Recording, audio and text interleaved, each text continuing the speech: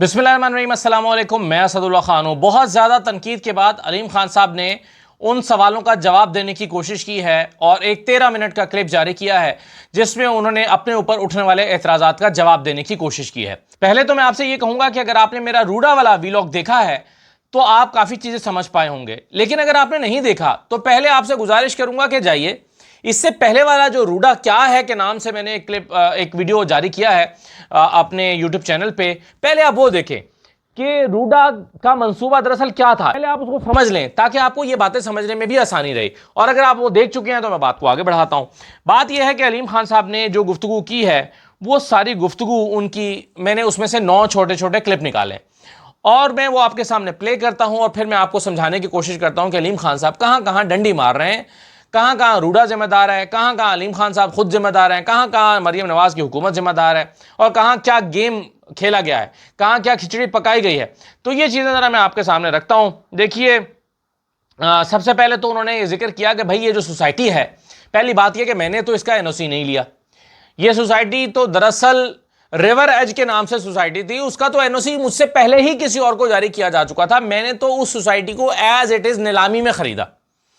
तो पहले तो ये जो वजाहत अलीम खान साहब कर रहे हैं, जो बज़ाहिर आपको बड़ी कन्विंसिंग लगेगी, लेकिन असल बात मैं आपको बताता हूं, जरा सुनिए पहले ये क्लिप। सबसे पहली बात तो मैं आपको पार्क व्यू लाहौर के बारे में बता दूं। पार्क व्यू लाहौर जो है, ये प्रोजेक्ट जो कि रिवर एज के नाम से था, ये 2006 में बनाया था और इसके मालिकान और थे और उन्होंने ये 2006 में इसका एनओसी लिया रिवर एज का, और ये रिवर एज जो है अगले 4 साल तक उन्हीं मालिकान के पास रहा। उनका कोई लोन का इशू था बैंक से और बैंक ने जो है उनका लोन डिफ़ॉल्ट होने के बाद इसको रिपोजेस कर लिया और उसके बाद इसकी डिग्री हुई कोर्ट से और वो बैंक ने फ़रोख्त के लिए जो है वो इसको मार्केट में ले आए। मैंने ये बैंक से ख़रीदा 2010 में और 2010 में मैं किसी हुकूमत में नहीं था। 2010 में मैं अपोजिशन में था और 2010 में जब मैंने ये ख़रीदा तो इसकी तमाम तर एनओसीज़, वो एलडीए की हो, वासा की हो, वापडा की हो, सुई गैस की हो, वो तमाम तर एनओसीज़ जो हैं उसके साथ मैंने ये ख़रीदा था प्रोजेक्ट, और ये रिवर एज के नाम से था और उसके बाद मैंने इसको अपने ब्रांड के पार्क व्यू के नाम से इसको जो है वो कन्वर्ट किया। अच्छा, अब ये बात तो बिल्कुल ठीक लगती है अलीम खान साहब की कि भाई ये तो किसी और ने इसका एनओसी लिया था, एलडीए ने उसको सारे एनओसीज दिए हुए थे, रिवर एज के नाम से वो प्रोजेक्ट था, वो तो जब नीलाम हुआ तो मैंने उसको ख़रीद लिया और मुझे सारे एनओसीज जो उनके पास है वो सारे मुझे मिल गए, वापडा के, सुई गैस के और सारे एनओसीज मुझे मिल गए। लेकिन असल बात जो आपको अलीम खान साहब नहीं बता रहे वो ये है कि ये जो प्रोजेक्ट रिवर एज के नाम से था, ये एक बिल्कुल एलडीए अप्रूव्ड कानूनी प्रोजेक्ट था। वो दरिया के रकबे में नहीं था, वो दरिया की हुदूद में नहीं था, उसके अंदर कोई प्रॉब्लम नहीं था। वो अलीम खान साहब ने अगर ख़रीदा तो वो सही ख़रीदा, उसमें एलडीए के सारे एनओसीज भी शामिल थे, एलडीए ने वो अप्रूवल भी बिल्कुल ठीक दी थी सोसाइटी को, उसमें कोई प्रॉब्लम नहीं था ना। आज ये रिवर एज वाला हिस्सा जो उस वक्त ओरिजिनल जो 2010 में कहते हैं मैंने ख़रीद लिया था और वो कहते हैं कि मुझे तो सारे एनओसीज मिले थे, वो हिस्सा जो रिवर एज वाला हिस्सा था वो आज भी बिल्कुल महफूज है, वो दरिया की हुदूद से बाहर है, वो एलडीए अप्रूव्ड है, उसके अंदर कोई प्रॉब्लम नहीं है और उस पर कोई सवाल भी नहीं उठा रहा। उसका तो मसला ही नहीं है। मसला उस ब्लॉक का या उस इलाके का या उस एरिया का या पार्क व्यू के उस हिस्से का है ही नहीं जिस हिस्से पर अलीम खान साहब वजाहत कर रहे हैं कि भाई वो तो रिवर एज के नाम से प्रोजेक्ट था, सारे एनओसीज थे, उसके एनओसीज तो थे, लेकिन बाद में जो एक्सटेंशन की है अलीम खान साहब ने दरिया के बेड में, उसके एनओसीज नहीं थे। एतराज तो उस पर हो रहा है, सवाल उस पर उठ रहा है, जवाब वो रिवर एज वाले हिस्से का दे रहे हैं। तो रिवर एज तो आज भी कानूनी है, आज भी सही है और आज भी महफूज है, उसका कोई प्रॉब्लम नहीं है। जिस हिस्से पर रिवर एज था और उसको इन्होंने पार्क व्यू का नाम दिया, प्रॉब्लम एक्सटेंशन का है। पहली बात तो यह है। दूसरी बात आ जाए जिसमें वो कहते हैं कि 2022 में ये रूडा बनाई गई। वज़ीर आज़म ने रूडा क्यों बनाया? उन्होंने कहा कि झीलें, बेरात, सड़क महफूज बनाई जाएगी और ये $20 अरब का शानदार मंसूबा है, तो ये तो इमरान खान साहब लेकर आए थे। अच्छा, अब यहां पर भी एक वो बारीक वारदात डाल रहे हैं। पहले वो आप अलीम खान साहब की ये वाली बात सुन लें, फिर मैं आपको इसका जवाब देता हूं कि असल सूरत हाल क्या है।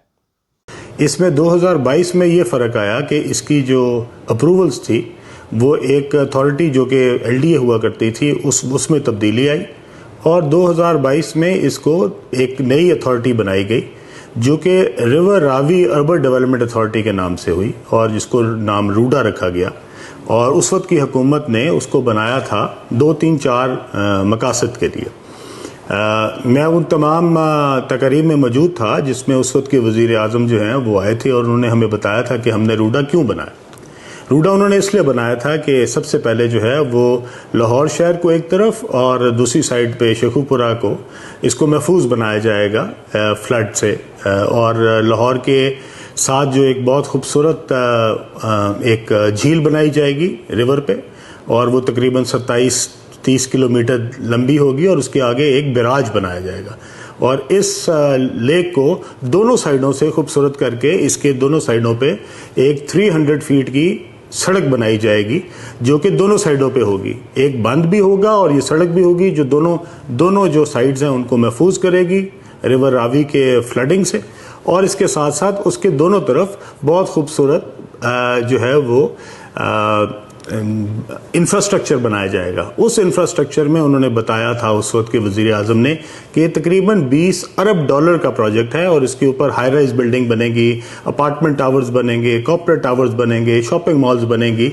और ये सारी जो चीज़ें हैं इसके लिए रूडा ने जो है वो ज़मीन एक्वायर करनी भी शुरू कर दी है।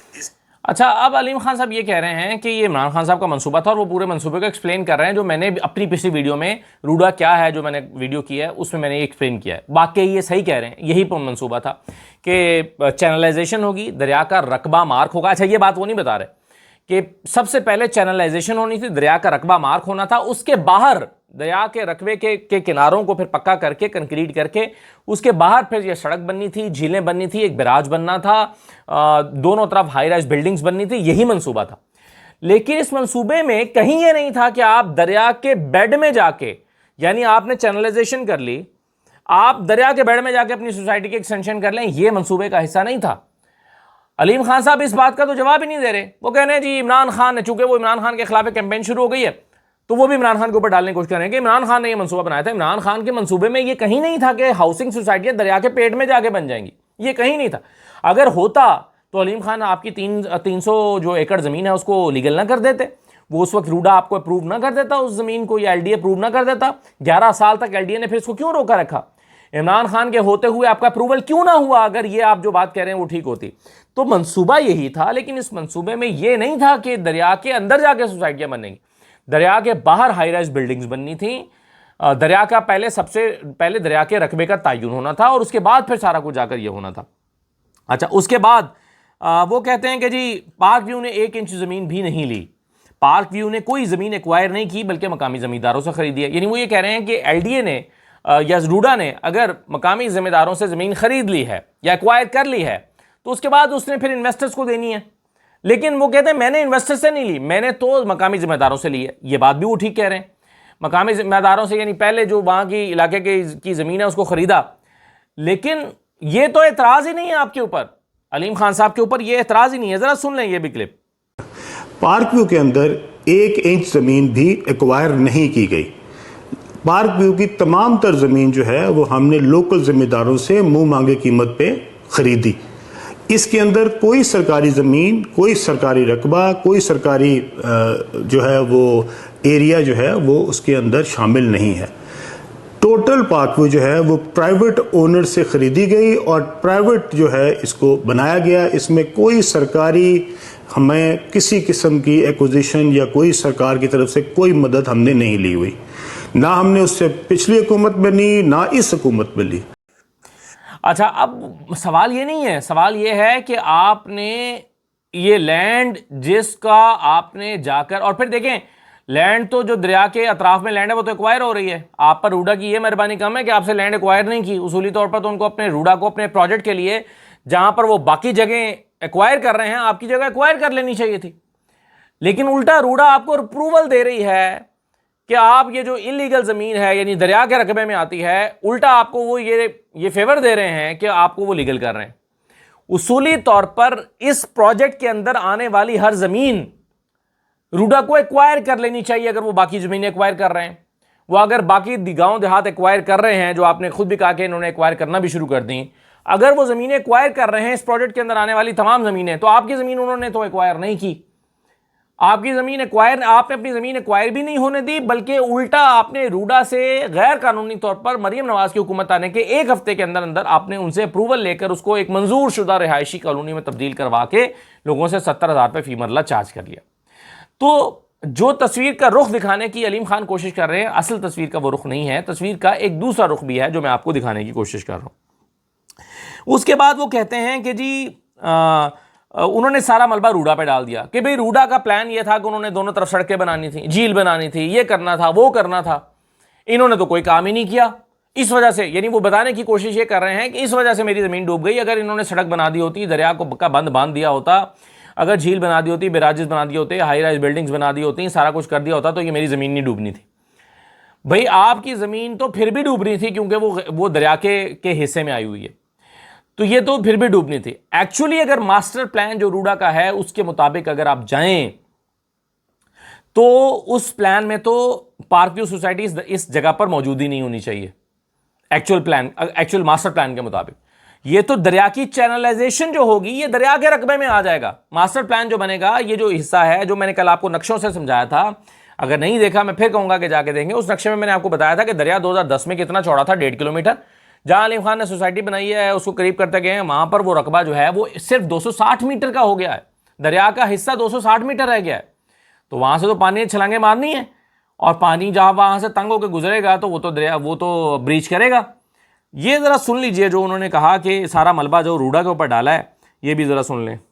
अब इसके बाद जबकि एक रूडा बनती है जिसका नाम ही river Ravi urban development authority है, आज जब लोग कहते हैं कि जनाब ये ज़मीन तो ग्रीन थी, इसको ब्राउन बना दिया गया, तो मैं उन सब से पूछना चाहता हूं कि मेरे भाई, ये जब रूडा बनी थी ये ज़मीनों को ग्रीन करने के लिए बनी थी? ये रिवर के दोनों साइडों पे जो हाई राइज बिल्डिंगें हैं जो रूडा के मास्टर प्लान का हिस्सा है, क्या वो ग्रीन एरिया में बननी थी? ये सारा ज़मीन जो थी ये ब्राउन डिक्लेयर हुई थी, उसके बाद ही यहाँ पे एनओसी मिले थे। रूडा ने ये तमाम तर रिस्पॉन्सिबिलिटी इसको महफूज करने की, इसके ऊपर सड़कें बनाने की, इसके ऊपर झील बनाने की, इस पे बैराज बनाने की, इसको सैलाब से महफूज करने की, इसके सीवर की, इसके बिजली के कनेक्शंस की, ये सब जिम्मेदारी रूडा ने ली और रूडा ने इसके अगेंस्ट हमसे फीस चार्ज की। अब तक हम अरबों रुपए के हिसाब से जो है वो रूडा को जमा करा चुके हैं। उसके अगेंस्ट रूडा ने यहाँ पे एक रुपए का काम नहीं किया।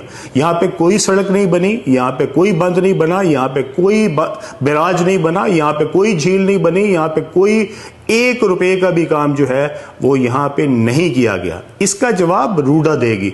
हमने जो पैसे रूडा को जमा कराए वो मेंबरान की तरफ से एक मेंबर को, एक घर को जो है इसकी फीस चार्ज की गई और वो तमाम तर जो है वो रूडा ने वसूल की। अब वो कह रहे हैं कि रूडा को हमने सारी फीसें जमा करा दी हैं। रूडा ने अगर हमें लीगल करके दिया है तो भाई उन्होंने हमसे पैसे लिए, यानी उन्होंने अब सारा मलबा उठा के लीगल इस पर डाल दिया रूडा पे। अब ये बिल्कुल इसी तरह से है कि आप कोई गैर कानूनी काम किसी को रिश्वत दे के करा लें और बाद में कहें कि भाई उसने दिया है, उसने मुझसे पैसे लिए हैं और उसने काम करके दिया है, वो जिम्मेदार है।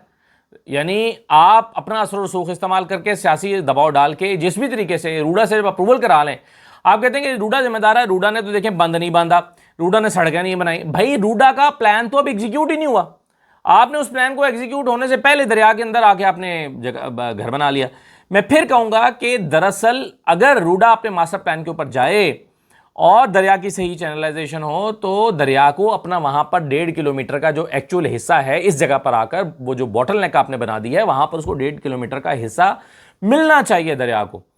और उस प्लान के मुताबिक अगर रूडा अपना प्लान पूरा करे, वो अभी तो वो सड़कें बननी है, अभी वो हाई राइज बिल्डिंग्स बननी है, रूडा भी जमीन एक्वायर कर रहा है, जैसे भी कर रहा है वो एक अलग स्टोरी है। मार धाड़ करके कर रहा है, जबरदस्ती कर रहा है, गैर कानूनी तरीके से कर रहा है, लोगों की जमीनें हथिया के कर रहा है, ये एक अलग कहानी है। इस पर फिर बात करेंगे। रूडा के जो बदमाशी है उस पर अलग बात करेंगे। लेकिन बहरहाल जो जमीन एक्वायर कर रहा है, अभी तो ये प्रोजेक्ट शुरू नहीं हुआ, अभी तो इस प्रोजेक्ट में काम नहीं हुआ और आपने हाउसिंग सोसाइटियां बनाना शुरू कर दी इन्होंने, कुछ और लोगों ने, और वो भी इलीगल उस जगह पर जाकर के जहां पर जो दरिया का हिस्सा। तो रूडा पे सारी जिम्मेदारी डाल के खुद वो बचने की कोशिश कर रहे हैं। फिर वो कहते हैं कि देखें जी, ये तो इमरान खान ने रकबा जो है वो सारा इसको ब्राउन किया था, ये तो ग्रीन एरिया नहीं था, ये तो ब्राउन एरिया था, यानी एग्रीकल्चर लैंड नहीं था, कंस्ट्रक्शन वाला एरिया था। इमरान खान ने किया था, और इमरान खान ने अगर किया था और यहाँ पर हाई राइज बिल्डिंग्स बननी है तो फिर मेरे 5 मरले के घर क्यों नहीं बन सकते? अगर किसी और अगर और कोई कमर्शियल एक्टिविटी होनी है और अगर कोई और इन्वेस्टर ने आगे हाई राइज बिल्डिंग्स बड़े बड़े प्लाजे बनाने हैं तो मेरा 5 मरले का घर क्यों नहीं बन सकता? ये आर्गूमेंट है अलीम खान साहब का। पहले ये आर्गूमेंट सुने, फिर मैं इसका जवाब देता हूं। ये रकबा जब से रूडा बनी है ये कभी भी ग्रीन नहीं था, ये सारा रकबा ब्राउन था, इसीलिए ही रूडा बनी थी। अदरवाइज इसको सिर्फ इसलिए नहीं बनाया गया कि यहाँ पे जंगलात लगाने थे या यहाँ पे बागात लगाने थे, यहाँ पे कमर्शियल एरियाज बनने थे, यहाँ पे हाई राइज बननी थी। अगर रूडा के कमर्शियल एरियाज बन सकते हैं और अगर इस जमीन के ऊपर रूडा शॉपिंग मॉल्स बना सकती है या प्राइवेट डेवलपर्स मिलकर इकट्ठे करके इसके ऊपर जो है वो अपने शानदार मंसूबे बना सकते हैं, तो पार्क भी अपने 5 मरले के मकान क्यों नहीं बना सकती? मुझे नहीं समझ आई कि ये सब लोग जो मेरे ऊपर इल्ज़ाम लगा रहे हैं, किस चीज़ का इल्ज़ाम लगा रहे हैं? अच्छा, अब वो ये कहते हैं कि भाई मुझ पर किस चीज़ का इल्ज़ाम लगा रहे हैं? अगर रूडा यहाँ पर हाई राइज बिल्डिंग्स बना सकती है, अपने प्रोजेक्ट्स बना सकती है या किसी इन्वेस्टर के बना सकती है, तो मेरे 5 मरले के घर क्यों नहीं बन सकते? अब ये दो चीज़ों को मिक्स कर रहे हैं। भाई रूडा ने अपने मास्टर प्लान के मुताबिक जो हाई राइज बिल्डिंग्स बनानी थी वो दरिया के रकबे से आगे जाके बनानी थी, दरिया के रकबे की चैनलाइजेशन करने के बाद बाहर जाके बनानी थी। रूडा ने दरिया के अंदर नहीं बनानी थी। आप कह रहे हैं कि रूडा अगर अपने हाई राइज बिल्डिंग बना सकती है तो मैं 5 मरले का घर क्यों नहीं बना सकता? भाई आपने 5 मरले का घर गलत जगह पर बनाया है। रूडा ने हाई राइज बिल्डिंग किसी और मकाम पर बनानी थी। या तो आप ये बताएं कि यही वो एग्जैक्ट जगह है जहां पर रूडा ने हाई राइज बिल्डिंग बनानी थी, या तो आप बताएं कि ये वो एग्जैक्ट मकाम है जहां पर रूडा ने हाई राइज बिल्डिंग बनानी थी और वहां पर मैंने 5 मरले का घर बनाने हैं। ये बात नहीं है। वो जो हाई राइज बिल्डिंग्स या कमर्शियल प्लाजे या कमर्शियल एक्टिविटी या इंडस्ट्रियल जोन बनने थे वो अलग मकाम पर बनने थे, दरिया के रकबे से बाहर। तो अलीम खान साहब बड़ी सफाई से लोगों की आंखों में धूल झोंकने की कोशिश कर रहे हैं। फिर उन्होंने सारा मलबा उस वक्त के मुंतखब वज़ीर आज़म इमरान खान पर डालने की कोशिश की। जरा ये भी देखिए। क्या हमने मेरे प्रेशर की वजह से वो ब्राउन जो है वो जो ग्रीन था वो ब्राउन हुआ? ये तो जनाब उस वक्त के मुंतखब वजीर आजम ने ये फैसला किया था और वो इस पे बड़ा जो है वो बड़ा प्राउड फील करते थे और उन्होंने इसके लिए बाकायदा कैंपेन की। वो बाकायदा एक ऐड में भी आए और वो ऐड जो है वो रूडा ने चलाया, जिसके अंदर उन्होंने बड़े अपने फख्र से कहा था कि मैं ये $20 अरब का प्रोजेक्ट लॉन्च कर रहा हूँ। और उसके लिए उन्होंने वहां पे जाके खास तौर पे ग्राउंड ब्रेकिंग की। उस फंक्शन में मैं भी बैठा था और अगर आप उसकी क्लिपिंग निकालें तो उन्होंने खास तौर पे मेरा जिक्र भी किया वहां पे। देखिए, मैं फिर कहूंगा, मैंने कल रात वाली वीडियो में भी कहा था, ये एक शानदार मंसूबा था। इसको चाहे इमरान खान बनाए, चाहे इसको शहबाज शरीफ बनाए। शहबाज शरीफ साहब ने भी इसको बनाने की कोशिश की, लेकिन एक तो इनकी अपनी पार्टी के लोग इनके आड़े आ गए। रोहिल असगर इनके गले पड़ गए कि खबरदार, मेरे वोटर सारा मेरे गले पड़ गया, नहीं बनाने दूंगा। राना तनवीर गले पड़ गए कि मेरा सारा इलाका बीच में आ रहा है, मेरे सारे इलाके के लोग नाराज़ हैं, मेरा सारा हल्का ख़राब हो रहा है, मैं इसको नहीं करने दूंगा। एक तो नून लीग के लोग बीच में आड़े आ गए, दूसरा हालात की वजह से इन्वेस्टर नहीं आया। इस वजह से ये मंसूबा उस वक्त खटाई का शिकार हो गया। बनाना इसको शहबाज शरीफ भी चाहते थे और अगर शहबाज शरीफ भी बनाते तो एक शानदार मंसूबा था, अगर इमरान खान भी बनाते तो एक शानदार मंसूबा था। इसको परवेज़ मुशर्रफ भी बनाते, जिन्होंने अपने दौर के आखिरी दिनों में आके इसको लॉन्च किया था 2005-06 में। अगर उनके पास वक्त होता और वो उस वक्त गैर मकबूल ना हो गए होते तो उस वक्त भी ये एक शानदार मंसूबा था जब ये बन जाता तो। लेकिन वो ये नहीं था, मतलब कि जो अलीम खान ने इसकी शक्ल कर दी है। इमरान खान ने ये रूडा बनाया, इमरान खान ने रूडा बनाया तो इमरान खान ने तो रूडा ठीक बनाया, इमरान खान ने तो ठीक किया। लेकिन उसकी शक्ल तब्दील करके अब आज ताकतवर हाउसिंग सोसाइटियां रूडा का इस्तेमाल सिर्फ इसलिए कर रही हों कि वहाँ पर अब हम एक्वायर कर लें लोगों से जगह और वहाँ पर बड़ी बड़ी सोसाइटियाँ बना दें, तो ये जाती है। मास्टर प्लान को आप उठाकर एक साइड पर रख दें और उस एक साइड पर रख के बड़ी बड़ी ताकतवर सोसाइटियों को अगर आप वहाँ पर अलाउ कर दें, यानी रूडा अपनी ज़मीन ताकतवर सोसाइटियों को दे दे और कहे कि आप इस पर हाउसिंग सोसाइटियाँ बना लें, तो ये रूडा नहीं था, ये रूडा का मास्टर प्लान नहीं था। तो ये जो शक्ल बिगाड़ने वाले हैं जिम्मेदार वो हुए या कोई और हुआ? अच्छा, उसके बाद देखिए, इन्होंने कहा कि मुझ पर ना पिछली हुकूमत ने ना इस हुकूमत ने कोई एहसान नहीं किया। यानी हुकूमत पर भी एक दबाव आया है कि मरीम नवाज की हुकूमत ने कैसे इसको एनओसी जारी करा दिया। तो ये अब मरीम नवाज को भी क्लियर करने की कोशिश कर रहे हैं कि मुझ पर कोई एहसान नहीं किया। सुने जरा। मेरे ऊपर कोई किसी गवर्नमेंट का कोई एहसान नहीं है, ना पिछली हुकूमत का ना इस हुकूमत का। मैंने कोई चीज़ इर्रेगुलर नहीं की, मैंने पिछली हुकूमत से भी कोई नाजायज़ फ़ायदा नहीं उठाया, ना इस हुकूमत से उठाया। एक सोसाइटी जो मैंने एनओसीज के साथ खरीदी थी, अगर उसकी अथॉरिटी चेंज हुई, वो एलडीए से रूडा में गई, तो मैंने दोबारा अप्लाई रूडा को किया और जो रूडा ने इसके ऊपर अप्रूवल दी है वो तमाम तर वाजिबात लेके, तमाम तर फीसेस लेके, तमाम तर अपने प्रोसीजर अडॉप्ट करके, तमाम ओनरशिप टाइटल देखने के बाद दी है। और अगर इसके अंदर किसी को लगता है कि इसके अंदर रूडा ने कोई मुझे स्पेशल फेवर दिया है तो बराए मेहरबानी ज़रूर लेके आए सामने। अब वो कहते हैं कि रूडा ने भाई मुझसे पैसे लिए और मैंने वहाँ पैसे दिए हैं, चीज़ खरीदी है।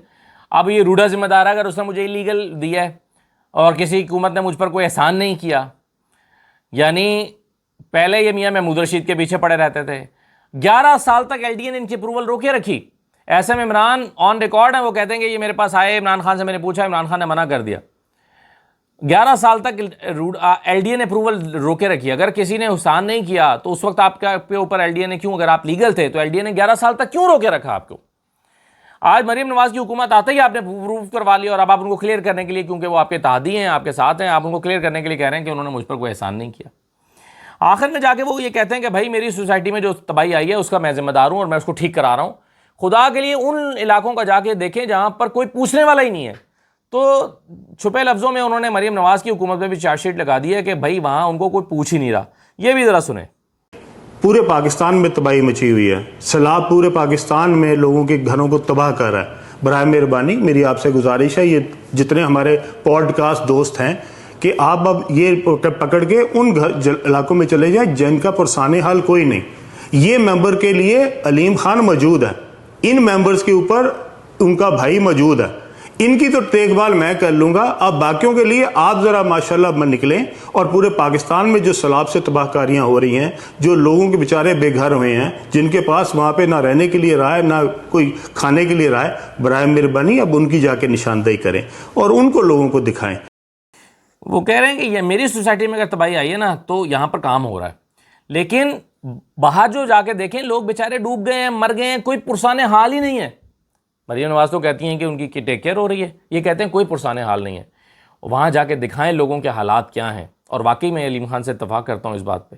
तो अलीम खान साहब जो हैं वो दरअसल अपनी मरीम नवाज की हुकूमत को भी चार्जशीट कर रहे हैं कि भाई मैं तो यहाँ पर फिर भी लोगों का ख्याल रख रहा हूँ, बाकी इलाकों में जहाँ सैलाब आए हैं लोगों का कोई ख्याल रखने वाला भी नहीं है। तो वहाँ जाके दिखाएँ, मरीम नवाज की नाहली दिखाएँ, मेरी नाहली ना दिखाएँ। दरअसल उनके कहने का मतलब यह है कि मेरी सोसाइटी पे फोकस ना करें, मरीम नवाज के जिम्मेदारी जो बनती है वहाँ पर जाके नाअहली दिखाएं। आखिर में वो कहते हैं कि अलीम खान भी यहाँ है, ये सोसाइटी भी यहाँ है। ये बड़ा इंपॉर्टेंट बात है, ये सुने ज़रा। इधर इनको ये समझते थे कि शायद अलीम खान जो है वो डूब गया है या सोसाइटी डूब गई है। भाई अलीम खान भी अल्लाह के करम से उसी तरह मौजूद है और ये सोसाइटी भी इंशाल्लाह अल्लाह के करम से मौजूद है और उससे ज़्यादा इंशाल्लाह ताला हम तवानाई से, उससे ज़्यादा इंशाल्लाह ताला हम इस सोसाइटी को खूबसूरत बनाएंगे जो इससे पहले हम बना रहे थे। अच्छा, वो ये कहते हैं कि मैं भी यहाँ हूँ और अलीम खान भी यहाँ है और सोसाइटी को इससे अच्छा बनाएंगे। अच्छा, आप देखें ये 38 साल के बाद सैलाब आया, हो सकता है 2-4-5 साल के बाद दोबारा आए, या हो सकता है ज़्यादा अरसे के बाद आए, हो सकता है अगले ही साल आ जाए, खुदा ना खासा, कुछ कहा नहीं जा सकता। अभी यहाँ पर अगर 30% घर बने हुए हैं तो 8-8 फुट के 70% प्लॉट खाली हैं। उन 8-8 फुट गहरे प्लॉटों ने इस पानी को समो लिया और घरों में जो दाखिल हुआ पानी वो 4-4, 5-5 फुट था।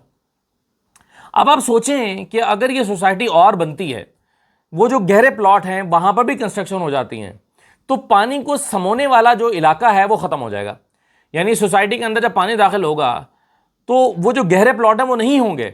8-8 फुट पानी जो अभी समो लिया है सोसाइटी ने वो तब नहीं होंगे। तो फिर ये 8-8 फुट पानी कहाँ भर जाएगा? वो फिर लोगों के घरों में भरेगा, क्योंकि प्लॉट तो खाली होंगे नहीं। अब जिस अज़्म के साथ वो कहते हैं हम इस सोसाइटी को और बनाएंगे, इसके अंदर और कंस्ट्रक्शंस करेंगे, तो फिर वो खाली प्लॉट जो आज पानी से भरे हुए हैं, फिर वो खाली प्लॉट नहीं होंगे तो वो पानी कहाँ जाएगा? ये मेरा एक सवाल है। अब यहाँ पर अरबाब इक़्तिदार को बैठ कर सोचने की ज़रूरत है, अलीम खान साहब को भी ठंडे दिल से, कि भाई वो रूडा का जो असल मास्टर प्लान है, आप बनाएं सोसाइटी, लेकिन उस एरिया में जाके बनाएं ना जो इस रिवर के हिस्से से अलग आती है। बनाएं, लीगल तरीके से बनाएं, कोई हर्ज नहीं है। अगर आपको वहाँ पर ब्राउन लैंड मिलती है और आप वहाँ पर जाके एक सोसाइटी बनाते हैं तो उसमें आपको कोई रोकने वाला नहीं होगा, तो वहाँ पर जाके सोसाइटी बनाएं, लेकिन दरिया के रकबे में तो ना बनाएं, महफूज जगह पे बनाएं। कौन आपको रोके? इससे ज़्यादा खूबसूरत बनाएं, लोगों को अच्छी रिहाइशों की ज़रूरत है, आप बनाएं, लेकिन दरिया के बेड में ना बनाएं। इजाज़त दीजिए, अल्लाह हाफ़िज़।